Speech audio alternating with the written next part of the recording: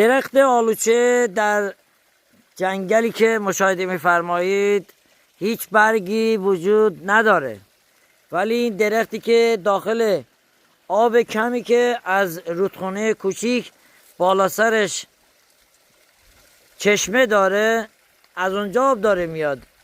ولی این درخت تازه تو پاییز زنده شده، برگای تازه عالی به وجود آمده. مشاهده بفرمایید، تازه به عمل اومده. بچه ها مشاهده میفرمایید، اینو واسهتون میذارم که از جنگل سر و سبز کیف کرده باشین. این درختم که 4 فصل زنده است. اینم که درخت آلوچه است که ریشه‌شو نگاه کنین. این ریشه‌ش از جای آب میخوره که از چشمه داره آب میاد. چشمه کوچیک بالا سر ما وجود داره.